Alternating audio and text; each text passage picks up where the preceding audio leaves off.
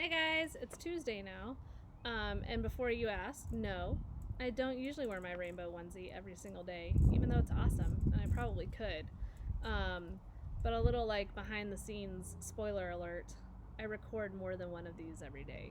So you get the rainbow onesie again. But I wanted to tell you that I hoped everything went really well yesterday doing your new stuff with your IXL and your Zern and Google Classroom and all of that. And if you're having trouble, just send me a message online or send it to the Google Classroom or have your parents text me and we'll figure it out. Okay? So yesterday we learned more about Roz, and she had about the terrible accident and how she found the gosling and how she was learning how to actually act. So she's trying to act as if she's alive. And so this chapter is called The Gosling, and we'll learn about how Roz uses her acting to kind of help take care of this baby goose. Chapter 27, The Gosling. Something was happening inside the goose egg. Tap, tap, tap. Tap, tap, tap. Tap, tap. Crunch. A tiny bill poked through the eggshell, peeped once, and then continued crunching away. The hole grew bigger and bigger, and then, like a robot breaking from a crate, the hatchling pulled itself out into the world. He lay quietly in his nest with his eyes closed, surrounded by chips of broken shell, and when his eyes slowly winked open, the very first thing he saw was the robot looking back. "Mama! Mama!" peeped the gosling. "I am not your mother," said the robot. "Mama! Mama!" "I am not your mother." "Food! Food!" The gosling was hungry. Of course he was. So using her friendliest voice, Roz said, "What would you like to eat, little darling?" "Food!" was the only response. The hatchling was far too young to be helpful. Roz needed to find a grown goose. So she scooped up the nest with the gosling inside, placed it on her flat shoulder, and marched to the forest searching for geese. And so here's the picture of the little goose. Whoops, over here. This is chapter 28, The Old Goose. And here is a picture of what the old goose looks like before we get started. Ordinarily, the forest animals would have run away from the monster, but they were awfully curious why she was carrying a hatchling on her shoulder. And once Roz explained the situation, the animals actually tried to help. A frog pointed Roz up to the squirrels, a squirrel recommended that she speak with the magpies, and then a magpie sent them over to the beaver pond. The ground grew soggier, the grass grew taller, and soon the robot and the gosling were looking across a wide, murky pond. Dragonflies buzzed through the reeds. Turtles sunned themselves on a log. Schools of small fish gathered in the shadows. And there, floating in the center of the pond, was an old gray goose. "A very good morning to you," the robot's friendly voice boomed over the water. "I have an adorable little gosling with me." The goose just stared. "I am in great need of your assistance," said Roz. "Actually, the gosling is in need of your assistance." The goose didn't move. "Food!" peeped the gosling. "Food! Food!" That tiny voice was more than the old goose could bear, and she began gliding across the pond and squawking to the robot. "What are you doing with that hungry hatchling? Where are his parents?" "There was a terrible accident," said Roz. "It was my fault. This gosling is the only survivor." "If there was a terrible accident, why does your voice sound so cheerful?" The goose flapped her wings. "Are you sure you didn't eat his parents?" "I am sure I did not eat his parents," said Roz, returning to her normal voice. "I do not eat anything, including parents."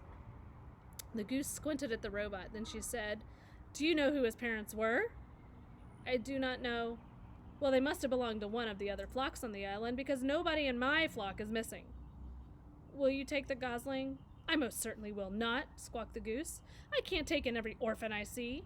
You say this is your fault? It seems to me that it's up to you to make things right." "Mama, Mama," peeped the gosling. "I have tried to tell him I am not his mother," said the robot, "but he does not understand." "Well, you'll have to act like his mother if you want him to survive." There was that word again. Act. Very slowly, the robot was learning to act friendly. Maybe she could learn to act motherly as well. "You do want him to survive, don't you?" said the goose. "Yes, I do want him to survive," said the robot, "but I do not know how to act like a mother." It's nothing. You just have to provide the gosling with food and water and shelter. Make him feel loved, but don't pamper him too much. Keep him away from danger and make sure he learns to walk and talk and swims and flies and gets along with others and look after himself. And that's really all there is to mothering. The robot just stared. Mama! Food! Said the gosling. Now would probably be a good time to feed your son, said the goose. Yes, of course, said the robot. What should I feed him? Give him some mashed up grass.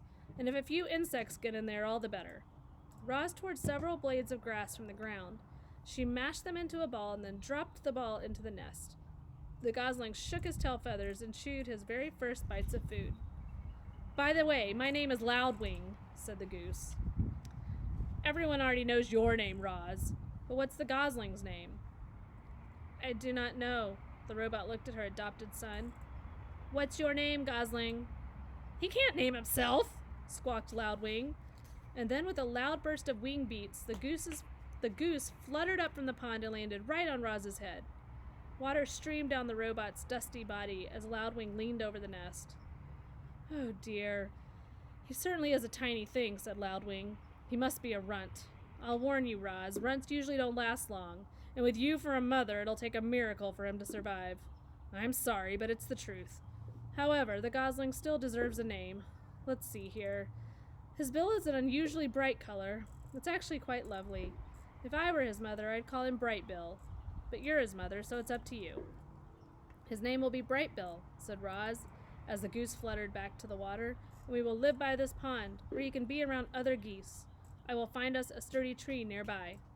He will do no such thing, the goose flapped her wings. A tree is no place for a gosling. Bright Bill needs to live on the ground like a normal goose. Loudwing sized up the robot. I suppose you two will need a rather large home. You'd better speak with Mr. Beaver. He can build anything. He's a little gruff at times, but if you're extra friendly, I'm sure he'll help you out. And if he gives you any trouble, remind him he owes me a favor. Chapter 29. The Beavers. There they are. Every day the beavers swam along their dam, inspecting and repairing it. The wall of wood and mud allowed only a trickle of water to pass through, and it had turned a narrow stream into a wide pond that many animals called home. As Roz and Bright Bill walked around the pond, they passed hundreds of chewed-up tree stumps, proof the beavers needed a constant supply of wood. And this gave Roz an idea. The robot swung her flattened hand, and the sounds of chopping wood echoed across the water. They were soon replaced by the sounds of footsteps and shaking leaves as the robot carefully walked along the beaver dam with a gosling on her shoulder and a freshly cut tree in her hands. The beavers floated beside their lodge and stared up at the bizarre sight with open mouths until Mr. Beaver slapped his broad tail on the water, which meant, "Stop right there." The robot stopped. "Hello, beavers. My name is Roz, and this is Bright Bill. Please do not be frightened. I am not dangerous." She held out the tree. "I have brought you a gift. I thought perhaps you could use this in your beautiful dam." "No, thanks," said Mr. Beaver. "I have a strict policy, never to accept gifts from monsters." "Don't be ridiculous," interrupted Mrs. Beaver. "We can't let a perfectly good birch go to waste." "I'm afraid I must insist," said Mr. Beaver. Mrs. Beaver turned to her husband. "Remember how you asked me to point out when you're being stubborn and rude? Well, you're being stubborn and rude." Then she turned back to Roz. "Thank you, monster. If you'd be so kind as to drop the tree in the water, we'll take it from there." "I am not a monster." Roz tossed the tree like a twig. "I am a robot." The tree smacked against the water and sent the beavers bobbing up and down. Just then, Bright Bill started peeping. "Mama, hungry!" So Roz dropped a ball of grass into the nest. "The gosling thinks you're his mother?" came a quiet voice. It was Paddler, Mr. and Mrs. Beaver's son. "His real mother is dead," said Roz, "so I have adopted him." There was a brief silence. Then Paddler looked up at Roz and said, "You're a very good robot to take care of Bright Bill." Mr. Beaver sighed. Yes, that's very good of you, Roz. But I don't understand what any of this has to do with us." "My son and I need a home, and Loudwing said you would help us build one." Of course she did," Mr. Beaver muttered to himself. "Loudwing gets me out of one lousy jam, and I spend the rest of my days doing her favors." Mrs. Beaver glared at her husband. Sorry, he said, realizing he was being stubborn and rude again. Stay right there, Roz. We need to have a family meeting. The beavers slipped under the water, and a moment later their muffled voices could be heard inside the lodge. The robot stood on the dam and patiently waited with her son. Mama! Mama! Yes, Bright Bill, I am trying to act like a good mother. A ripple in Mr. Beaver's head appeared above the water. If you bring us 4 more trees, good, healthy ones, maybe I'll have time to help you in the gosling. That is wonderful, said the robot. We'll be right back. Okay, so tomorrow we're on chapter 30. It's called The Nest. Bennett's come out to see what I'm doing. No, I have came out to do a practice to hide eggs because tomorrow, did you know that tomorrow is Easter? So I'm hiding eggs to practice.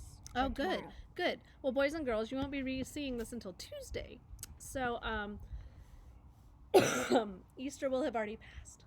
So anyway, I hope you have a really great day, and I'll see you again tomorrow. It is on Bye, Sunday. guys. It was on Sunday, so bye.